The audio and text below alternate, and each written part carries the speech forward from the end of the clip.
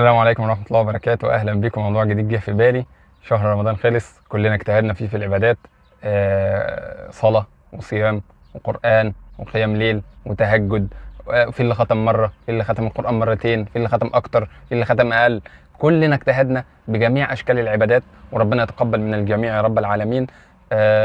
خلص رمضان وخلص العيد، وجت أول جمعة بعد العيد، ولسان معظم الخطباء على المنابر: لا تكن عبدا رمضانيا ولكن كن عبدا ربانيا. الكلام ده جميل وحلو وصحيح، بس في نقطة: الخطباء لما بيجوا يتكلموا كن عبدا ربانيا ولا تكن عبدا رمضانيا، ان هو الاجتهاد اللي انت كنت بتجتهده في رمضان اثبت عليه، وده كلام جميل. لو احنا اجتهدنا في رمضان وفضلنا بعد رمضان على الوضع اللي احنا كنا فيه في رمضان بنفس الاجتهاد، ده شيء فوق الجميل، ممتاز. ان الواحد يختم في الشهر او في اقل من شهر مرة، يختم في الشهر الواحد مرتين وثلاثة القرآن الكريم، يصلي قيام الليل، يصلي التهجد، كل ده حاجات حلوة وحسنات كتير. وطبعا بتبقى اكتر في رمضان لان رمضان موسم عبادة. الصحابي اللي جه وقال: يا رسول الله نافق حنظلة، فقال له: ازاي؟ قال له: نكون معك فكأننا نرى الجنة رأي العين، كأننا واحنا قاعدين معاك يا رسول الله انت بتتكلمنا عن العبادات والجنة والنعيم والكلام ده كله، كأننا احنا قاعدين شايفين الجنة. فإذا يعني لما نروح بقى بعد ما نمشي من عندك ونروح بقى بيوتنا ونشوف زوجاتنا وأولادنا ونقعد نعيش معاهم ونلعب معاهم ومش عارف ايه، نضيع كل ده. فالرسول صلى الله عليه وسلم قال له ايه؟ قال له: لو أنكم ظللتم على ما أنتم عليه معي لصافحتكم الملائكة في الطرقات.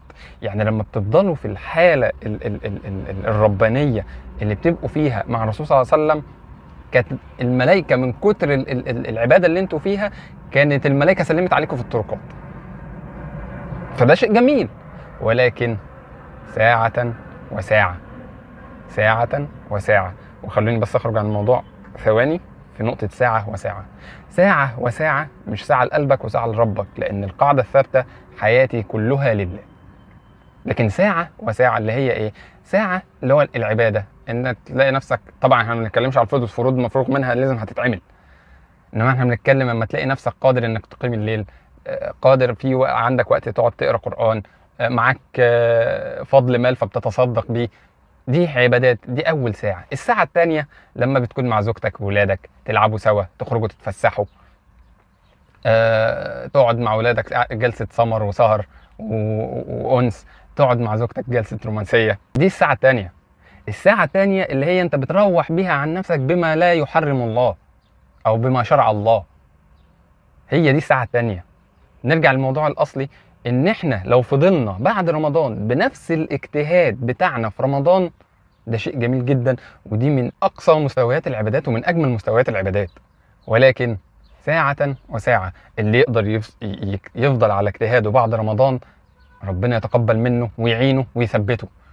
لكن اللي أنا خايف منه لسان الخطباء اللي على المنابر لما بتقعد تقول افضل في اجتهادك بعد رمضان، ده ممكن يجي بنتيجة عكسية. ازاي بنتيجة عكسية؟ ان في ناس ممكن تلاقي نفسها مش قادرة تستمر على نفس الاجتهاد، فما تعملش القليل، فهي كده اتحرمت من الثوابين، اتحرمت من الثواب الكبير واتحرمت من الثواب القليل اللي هي كانت بتعمله بسبب احساسها بالذنب لما سمعت الخطيب على المنبر بيقول: لا تكن عبدا رمضانيا ولكن كن عبدا ربانيا. خلينا ناخد بالنا ان رمضان موسم عبادة، فطبيعي فيه الاجتهاد، طبيعي في رمضان الاجتهاد. بعد رمضان لما نحاول احنا بنحاول نفضل على عباداتنا، بس لما عباداتنا تقل، ده مش غلط، استمر في القليل. الراجل اللي جه للرسول صلى الله عليه وسلم وقال له: يا رسول الله لو انا فضلت مستمر على الفروض، اصلي ال5 فروض، اصوم رمضان، اطلع زكاتي لو استوفت شروط الزكاه، اروح احج لما اقدر، الكلام ده كله انا هعمله، مش هزود، مش هصلي سنن، مش هقيم ليل، مش هصوم نوافل، مش هصوم الستة من شوال، مش هعمل اي زياده، انا هعمل الكلام ده كله، واي حاجه ربنا قال عليها حرام مش هعملها. لو انا التزمت بده اخش الجنه؟ قال له فانت مش مطلوب منك الزاما غير انك تلتزم بالفروض، تبعد عن المحرمات. قدرت تجتهد اكتر من كده، ده ليك انت المستفيد، لكن ما تلزمش حد بالاجتهاد اكتر من كده علشان ما تشقش عليه. يعني كن عبدا ربانيا، انك تعامل ربنا فقط. لما يجي في بالك عبادة انت عايز تعملها اعملها، مش قادر تعملها ما تحملش نفسك فوق طاقتها.